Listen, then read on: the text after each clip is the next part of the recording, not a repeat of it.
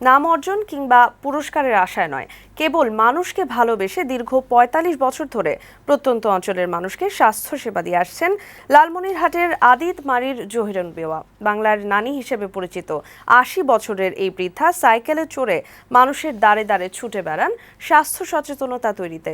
জীবনযুদ্ধে উদ্যমী এই নারীকে নিয়ে লালমনিরহাট প্রতিনিধি তৌহিদুল ইসলামের পাঠানো তথ্যচিত্রে দেখুন ডেস্ক রিপোর্ট।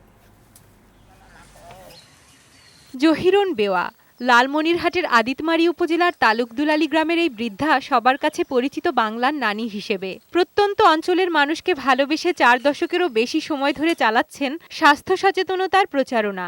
একটি পুরনো ভাঙা সাইকেল নিয়েই গ্রাম থেকে গ্রামে অসুস্থ দরিদ্র মানুষদের কাছে পৌঁছে দিচ্ছেন স্বাস্থ্যসেবা। একটা সাইকেল নিয়ে সব বাড়ি বাড়ি ডিউটি করে, কার অসুখ হলো না হলো হোস করে, কে যেন অসুখ হয় তো ওষুধ দেয়, তার কাছে ওষুধ না খায়, তার ওষুধ খুব কার্যকরী, ওষুধ খাইলে ভালো হই আমরা সবাই। ১৯৭৩ সালে ১ মাসের ধাত্রী প্রশিক্ষণ নিয়ে স্বাস্থ্যসেবায় নেমে পড়েন জহিরন বেওয়া।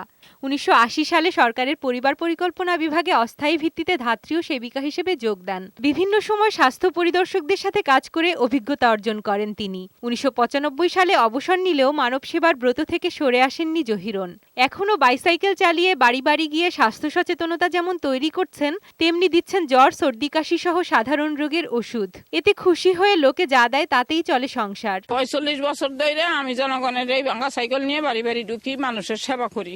আজ পর্যন্ত কোনো মানুষ আমার কাছে অসুবিধা হয়ও নাই, অসুবিধা মানুষের মনে আমার দুঃখ নেই। আজ পর্যন্ত মানুষকে আমার জন্য সবাই খুশি থাকে। গ্রামীণ এলাকায় পরিবার পরিকল্পনা বিষয়ে জহিরন বেওয়ার অবদান গুরুত্বপূর্ণ বলে জানালেন উপজেলা পরিবার পরিকল্পনা বিভাগের এই কর্মকর্তা। সেবার ব্রত নিয়েই সে আসলে কাজ করছে এবং এখনো সে কাজ করে যাচ্ছে, যদিও তার বয়স এখন অনেক বেশি হয়ে গেছে। জীবনের শেষ দিন পর্যন্ত গ্রামের মানুষের চিকিৎসা সেবায় নিবেদিত থাকতে চান বয়োবৃদ্ধ জহিরন। সাধারণের ভালোবাসায় হয়ে থাকতে চান বাংলার নানী।